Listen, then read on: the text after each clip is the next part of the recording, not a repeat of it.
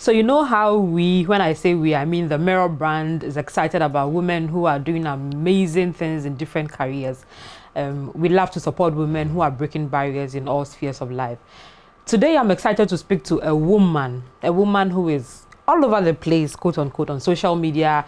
Even if you are not on social media, I might have seen her. Someone might have showed you a video of someone misbehaving. By misbehaving, I mean, Jacinta is a comedian. She calls herself Ghanaian. I don't know how in her passport, if she would write that as a Ghanaian, because she's half Ghanaian and half Nigerian, and she's been on our screens for some time now. She's currently promoting an upcoming show, and we are excited to talk to her about what it is and why we should be there and everything you need to know about the Ghanaian Jacinta. Hello, Jacinta. Hello, Efia. No, this is your hello. This is you forming like good girl and quiet girl. I'm a very gentle person. Everybody knows. I'm very gentle, quiet, innocent. Jacinta is me. You know you are my colleague. I know what you do. Yeah. Like, I'm just a very calm person. Okay. All right.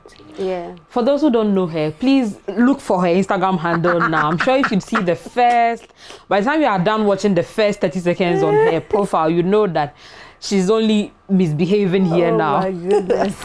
Anyway, we are happy to support what you are doing. Thank you. Thank you so for much. making time for us as well. Thank you. So of all the titles you could have chosen for your first stage performance, you chose One Night Stand. Jacinta, why? One Night Stand, like... well, it's one night of stand-up comedy, so I just shortened it. So I'm not responsible for so it's our fault. It's one night of stand-up comedy, and besides, the name One Night Stand is something most vibrant young men will want to have with Jacinta. So if you've ever been wanting to have a one night stand with me, I mean, that day is the opportunity. See, you said the here. People should not come and you tell them different stories. Yeah, but then I've explained what one night stand is. Okay. So that's what I'll be offering. Okay, so it's just comedy, nothing else. Nothing else. What else is that? What do I have? Okay. I have nothing. So, if you don't know, this is the first time a woman we've had many comedy shows in the years, but for those who don't know, this is the first time a woman is leading a comedy show, like a live performance. Usually they would appear in other people's show as cameo or anything. At what point did you decide to do this, and how has the journey been putting up this show? I decided to do it first somewhere around between 2018 and 2019. Wow. But I couldn't do it in 2018 because I realized I had a lot of work to still do for myself. Then I wanted to do it in 2019, but other things came up. And when you say you had a lot of work to do, you wanted to better your craft, or I wanted to achieve more platforms, so that if I'm approaching any corporate body to say sponsor me, support me, they will see that I've worked, I've done this and that and that. It's not just about I have the talents, because I mean they would also want to know, what have you done, why should we support you? So I just realized, okay, let me do more, so that it's been a long time coming, because 2018 to 2022 you've done a lot of work. Wow. And then I wanted to do it. Finally, I decided I'll do it in 2020. So from January, I started making plans to do it in 2020, and then COVID happened. Ah, dear COVID. It happened to everyone. COVID happened, and even some people were suggesting I do a virtual concert. I was at the verge of doing a virtual concert after, I think, the lockdown was lifted at some point. But I told myself, I said, no, I can't work all these years to end up doing a virtual concert. I want to feel you want the people, audience. yeah. So I told myself, wait. And you've waited. And I waited. So on Saturday, October 8th, that's a date for your show, October right? What are you doing? One show, two shows usually? What's the arrangement? One show. One show at what time? Show, 7 p.m. When we walk into, I've seen you, a number of people have seen you, that your skits or different things, but maybe it would be at someone's show. Yes. But this one, we are coming for a one night stand with you. Yes. What should we expect? Maximum entertainment, value for money. People will see me doing stuff I've not done on stage before. What haven't you done on stage? I would usually just come on stage and perform. But this time around, Energy. Oh la la. It will be a different experience altogether, trust me. And it's not just me, there are people on that night too who will be coming to support So me. which other people are you hosting? I'm having my senior men from Nigeria coming through, Gordons, Buchi and Senator. How did you get them? Like, because these are people who have known me over the years. I've worked with them, they've supported me, and I thought it would be hard, but even some of them were the ones that said, there's no way you do your show and I won't come and support you, so I'm coming. That's nice. So a lot of them took me by surprise, and I said, thank you, sir, thank you so much, and they're coming through. And then my Ghanaian brothers as well. In fact, they have been on my neck. Jacinta, do your show. Do your show now. Let's come and support you. What is it? I said, I'll do. So Clemento, Obian Ponsa, Foster Romanus on the bill. And I also decided to use it as an opportunity to also give other females like myself an opportunity to also, let's all have fun. So I have Ifia Barcelona and okay, Felicia. I think I've seen Ifia Barcelona. Yes. A couple. Is she based in Kumasi? Yes. I think they're both based in Kumasi. Okay. Who is the second one? Felicia Osei. Oh, okay. Yes. So I saw TikToker Felicia. Yes, TikTok. Okay. Yes. I saw in an interview where she said she loves stand-up and it's something she would want to do. So yes, I said okay. I met her at a program and we spoke. I said, hey, Charlie, I heard you want to do it. She said yes, she wants to do it. I said okay, come and do something, and she was really excited. So how has feedback been? I've seen the promotion like running for like 3 weeks going into how is the feedback? What vibes are you picking from people? People are excited. I must say they're excited that finally, that's the reaction I'm getting. Yes, finally. Oh, at long last, at long last, we can't wait to watch you. So I think people are just happy for me, basically, that yes, I'm doing something for myself. So the feedback has been good. Let's go back to your preparation, because if you wanted to do something in 2018, 2019, yes. Now we are in 2020. How difficult is the comedy industry for women? It's hard. It's hard. It's nothing different from any other area of entertainment. And I think some time ago, I think Miss V said something about not supporting females and stuff like that. And I said, if the musicians are complaining, then what would the comedians do? So then I realized that, okay, it's not just us. It's in every area. An industry thing. It's an industry thing. So sometimes it's not that you're not doing the work. Sometimes you're even doing more than what some men are doing. But because you're a woman, you just tend to be relegated and people are not really talking about what you are doing. So, but me, I'm happy with what I'm doing. Hopefully on the 8th, when you mount the stage, we are able to change the narrative and I hope so. And rewrite, the comedy books and all of that. I hope so. So let's come to, people know you on social media. People have seen your funny clips at different places. You describe yourself as a Ghanaian. So, and if from your tonation, the Niger comes, and then when you zoom into Chitu, where were you born? Where have you lived? So I've lived all my life in Nigeria. My mom is Nigerian, my dad is Ghanaian. So that's why I call myself Ghanaian, because I can't claim one and leave the other. I have to claim both of them. So yes, I lived in Nigeria like from a child to my teenage. Okay. Then I came here. We used to come to Ghana and go though, come for holidays and go. But I've started staying here permanently since 2012 when I gained admission. So that's why the Nigerians are claiming you plenty like that, There's nothing wrong with that. So Ghanaians should to claim me more, if not. But we are the ones hosting your first show, so I know. So the claiming should come more and more. So you've been here from your university days, 2012 till now, permanently? Yes, permanently. I still go and come though, but permanently, yes. So would you say you learned your craft back in Nigeria or when you got here? At what point did you decide to be a comedian? Okay, so it started in Lagos. It started somewhere between 2011 and 2012 before I came here. So I had already started doing comedy lounges in Lagos. I had already started. At what age? I was my late teens, I guess. Okay. Yes. So I had already started doing comedy lounges in Lagos. I was very young and naive and just excited. Not because of money or fame. I was just excited that I could talk and people would laugh. So it was just exciting for me. And then when I came to Ghana, I was expecting to meet an equally bubbling environment and industry here, but when I came here, I had people telling me, oh, here we don't have comedians, or even the ones we have are not funny. So it was strange to me, like, what do you mean they're not funny? Oh, and then they mentioned a couple of names, and I had my Ghanaian friends from school actually tell me, look, if you want to excel in Ghana, don't associate with the Ghanaians. In fact, don't even say you are Ghanaian at all. Just maintain the fact that you're Nigerian. I was like, huh? How?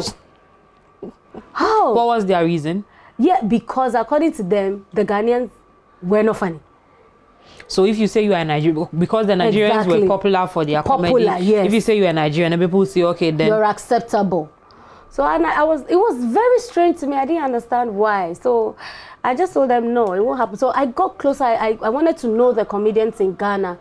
I got closer. I met David Oscar. He took me to a comedy lounge. And I met James Brown, Chemical, Foster, and DKB. And then we used to do this comedy lounge every month. And I was going there, and they were excited because they had never seen a girl, you know, doing stand-up with them. And that was how I started getting in the news, small, because sometimes some of the news reporters would come for the show, okay. And they would see a girl, and they were like, oh, okay, they would want to interview you, they want to talk to you.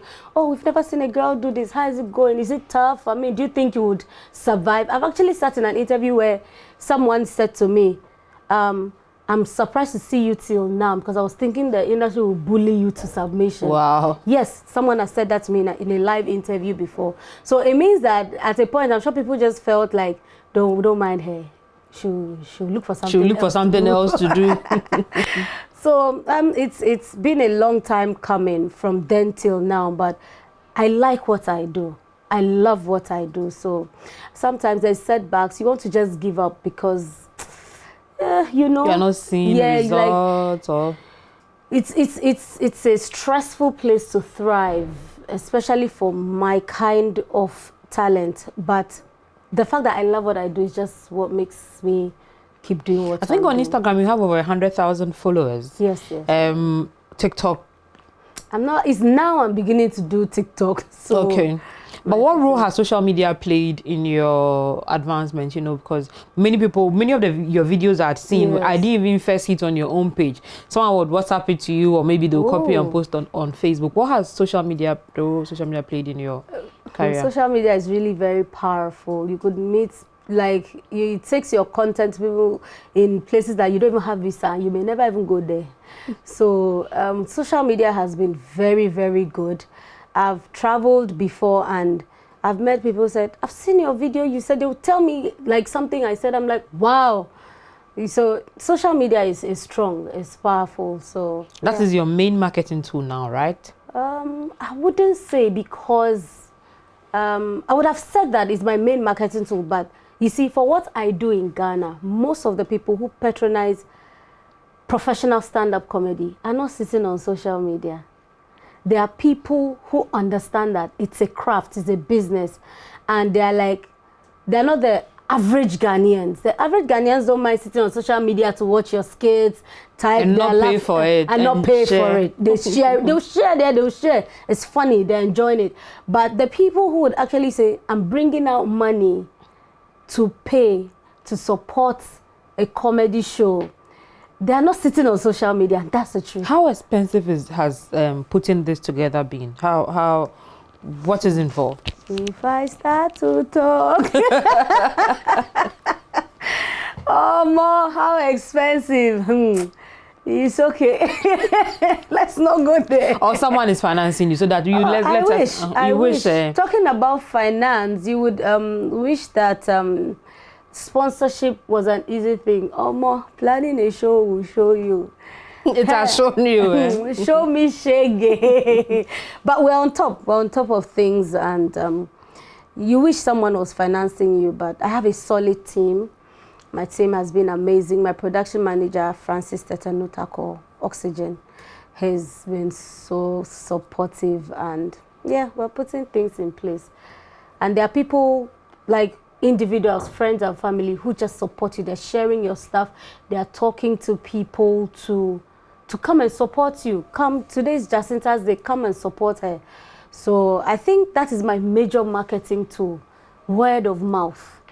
Word of mouth. I feel that no matter how much social media has become powerful, no matter how much traditional media is doing well, I feel nothing beats personal communication. People saying, okay, yes, I've seen her before, yes, she's good. Yes, I feel nothing really beats that. Yeah. Okay, let's come to one final thing before we wrap up. Skits have become popular now. Everybody is doing a skit now. I can sit here, find a couple of people, and then put some clothes together and do.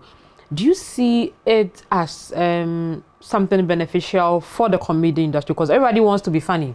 That's what is trending on TikTok. The videos, if you are not shaking your bum bum or making someone laugh, your videos are not trending. Is it helpful for the comedy industry? I think we as Ghanaians need to know the difference between comedians, content creators, influencers, and this is a whole class. There's a whole lot of difference, and you could be a content creator and not necessarily be a comedian. You could be a comic actor and not be a stand-up comedian. There's a whole difference. But you are doing, because you are doing, you can have a scarf on, do this, change, and then your voice. You are doing like an all-rounder sort of. So I think there's nothing challenging anything. If you're doing this, you're doing it. It's just that, like I said, back here at home, a lot of people have not defined a lot of things. We don't know the difference. We just feel that once I can watch your video and laugh, you're a comedian. But most of these people who are on social media, they can't stand in front of a crowd to talk for 2 minutes. I've met very shy content creators, like when you watch their videos, you think them be hard. When you meet them in person, they can't even face the camera. So there's a difference. If you're doing content creation, you're doing content creation. If you're doing comedy, you're doing comedy. If you're acting, you're acting. There's a whole difference. So I don't think there should be any problems. It's just that we as a people, we've not come to understand that these things are all different in their own ways. So, but we'll get there. Maybe hopefully with time we'll be able to understand. Because others are selling, others are promoting other material as well. And some are just influencers. Someone says I should ask what's up with Calibos. I don't know. Yeah, by this time. What time is it? Is it a wrong time? But what is your relationship with other people in the industry before I even zoom down to Calibos? What's your other comedians, other industry people? What is the relationship? I have very, very good relationship with you. All of them? Yeah, everybody. If you have problem with me, Calibos included. I don't know why the person mentioned Calibos, but this one is not anything. But I have a good relationship with everybody. Is it a love gone bad relationship sort of? No. But have you dated anyone in the industry? Dated.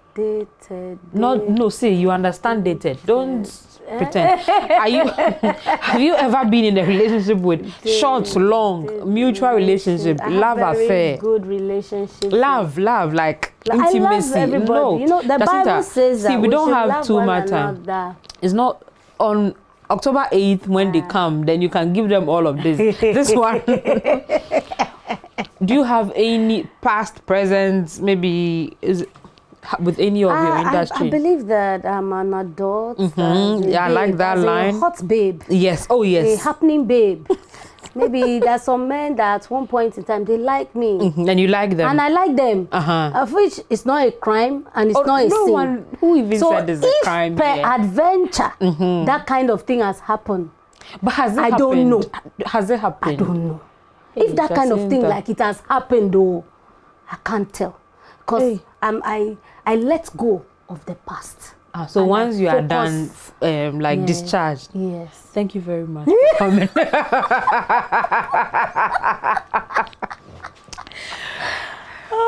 Okay, thank you so much for joining us. Jacinta is the host. We could go on and on and on with this line of conversation. We could go on for over an hour, but make sure to join her here at the National Theatre. We'll be there to support you as well. The graphic family, she is a member of the graphic family. Yes.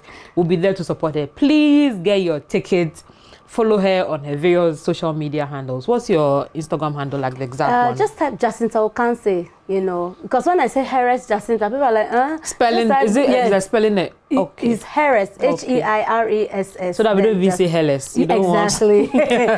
So just type Jacinta Okanse and I'll pop up. I use Jacinta Okanse on all social media platforms, and if they want to buy the ticket as well, they can just dial *447 *2219#, or just follow me on social media. I have updates there. There's a number you can call if you want it to be delivered to you. Okay. So I mean, and there'll be tickets at the gate as well. At the gate, that's what I was asking. Easier you buy early. We are doing regular VIP and premium. So regular 100, yes. VIP 150, premium 250. Yes. So if you're a family of 4,000 Ghana premium, that's the kind of ticket you want. Yeah. But we want everybody to be. Let's come in our numbers to support it. Thank you so much for joining us. My name is Efia Kese. See you some other time. For more news, visit graphic.com.gh or log on to Facebook at Daily Graphic and on YouTube at Graphic GH. Subscribe now.